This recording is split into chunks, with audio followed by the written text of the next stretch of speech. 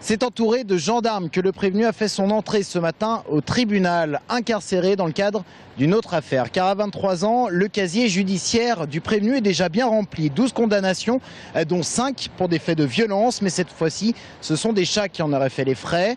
Donald et Irma, deux félins adoptés en mars dernier par l'ex-compagne. Deux félins torturés, Donald est même décédé.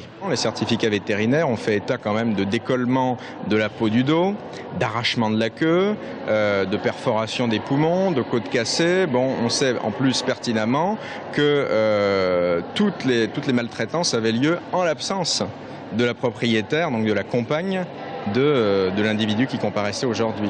Mais le jeune homme nie tout en bloc, non coupable selon lui.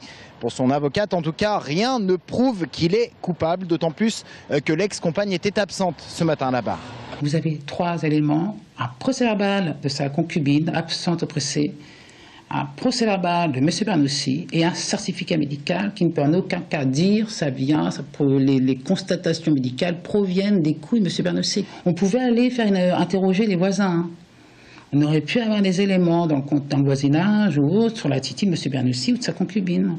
De nombreuses associations de défense des animaux se sont portées partie civile. Il y avait du monde ce matin dans la salle. Parmi ces associations, Félin pour l'autre, cette association qui s'occupait de Donald et Irma. Par rapport à l'affaire de Marseille, c'est la première fois qu'il y a eu une punition aussi exemplaire, on va dire, un enferme. Nous, ce qu'on souhaiterait, c'est que les gens comprennent que maintenant, la loi punit ce genre d'acte et que donc, d'eux-mêmes, les gens se responsabilisent et comprennent que c'est mal, réellement. Côté réquisition, la procureure a mis en avant la cruauté des actes de torture. Pour elle, nul doute que le prévenu est coupable, car un autre chat de l'ex-compagne est décédé, d'autres ont même disparu. Affaire non jugée ici, mais qui colore le dossier selon les mots de la procureure.